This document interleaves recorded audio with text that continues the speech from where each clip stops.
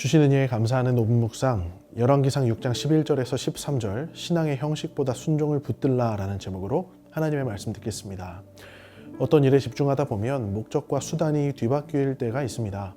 처음 의도는 그런 것이 아니었는데 뒤로 갈수록 점점 본질을 잃어버리는 이런 상황을 일컬어 우리는 초심을 잃어버렸다고 말하기도 하죠. 이런 일을 피하려면 어떻게 해야 할까요? 틈틈이 중간 점검을 해야 합니다. 오늘 본문은 성전의 건축 과정 속에서 솔로몬이 다시금 자신의 초심을 점검하는 내용입니다. 하나님은 성전의 중요한 공사가 진행되기 시작하는 이 무렵에 솔로몬에게 말씀하십니다. 성전 자체보다 더 중요한 것이 있다는 것이죠. 그것은 하나님의 말씀에 순종하는 것입니다. 내용 관찰 첫 번째 질문입니다. 성전 건축이 한창 진행되는 가운데 어떤 일이 일어납니까? 성전 건축이 한창 진행되는 가운데 여호와의 말씀이 솔로몬에게 임합니다. 열왕기상 6장은 성전의 구조, 크기와 재료를 자세히 설명하는 부분입니다. 그런데 갑자기 오늘 이 말씀이 끼어 있습니다. 오늘 이 중간 점검의 시간에 하나님께서는 표면적으로 건축만 잘 진행된다고 해서 끝이 아니라고 말씀하셨습니다. 성전 건축의 진정한 의미는 건축물의 완성에 있는 것이 아니라 그 일이 하나님의 말씀 안에서 올바르게 이루어지는 데 있다고 말씀하신 것입니다. 내용 관찰 두 번째 질문입니다. 하나님께서는 어떤 조건 하에 다윗에게 하신 약속을 이루겠다고 말씀하십니까? 하나님이 솔로몬에게 하신 말씀은 이것입니다. 내가 내 법도를 따르고 내 율례를 행하며 내 모든 계명을 지켜 그대로 행하면 내가 내 아버지 다윗에게 한 말을 내게 이루겠다는 것입니다.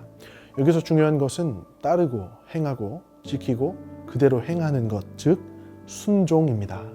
하나님의 말씀에 순종하면 이 모든 축복을 이루시겠다는 것입니다. 우리가 알듯 2장에서 다윗도 솔로몬에게 이와 같은 유언을 남겼습니다. 내 하나님 여호와의 명령을 지켜 그 길로 행하여 그 법률과 계명과 율례와 증거를 모세의 율법에 기록된 대로 지키라. 그리하면 내가 무엇을 하든지 어디로 가든지 형통할지라. 똑같은 말이죠. 율법에 기록된 대로 지켜 행하면 하나님의 모든 말씀에 순종하면 그가 형통케 하시며 축복의 약속을 다 이루신다는 것입니다. 그러므로 하나님의 말씀에 순종하며 충성하는 것이 솔로몬이 가져야 할 초심임을 우리는 다시 한번 확인하게 되는 것입니다. 연구와 묵상입니다. 하나님께서 성전 건축 중에 솔로몬에게 말씀 순종을 강조하신 이유는 무엇입니까? 공사 현장에서도 수시로 중간 점검을 합니다. 건물이 겉으로만 잘 올라가고 속에 철근이 부실하게 들어가지는 않았는지, 또 겉으로 볼 땐 튼튼해 보이지만 설계대로 잘 시공되고 있는지 틈틈이 확인하는 것이죠. 하나님은 성전 건축의 한 가운데서 중간 점검을 하고 계십니다. 성전의 겉모양이 잘 지어져 가는 것보다 더 중요한 것은 성전이 말씀대로 세워지는 것이라고 가르치신 것이죠. 이것이 얼마나 중요하면 건축 중간에도 두고 확인하시겠습니까? 성전은 귀한 것이지만 순종 없는 성전은 오히려 인간의 업적이나 성과 또는 우상이 될 수도 있겠죠. 건축 자체가 신앙의 본질이 아니라는 것입니다. 하나님은 건축이라는 거룩한 일 가운데서 가장 중요한 신앙의 본질을 다시 한번 말씀하신 것입니다. 느낀 점입니다. 하나님께서 성전 건축 자체보다 언약에 대한 순종을 더 중요하게 여기시는 모습을 보며 무엇을 느낍니까? 오늘 말씀 가운데에서 내가 말씀에 순종하는 것보다 더 중요하게 여기거나 그것을 대신하려 한 것이 있지는 않았는지 돌아보게 됩니다. 우리가 지정된 날짜와 시간에 예배에 참석하고 맡은 봉사와 직분을 감당하는 신앙의 겉모습은 매우 중요합니다.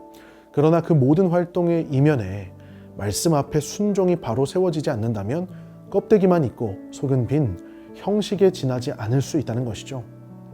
어떤 선한 일, 어떤 위대한 일, 어떤 거룩한 일 자체로 하나님께 대한 순종을 대신할 수 없다는 것입니다.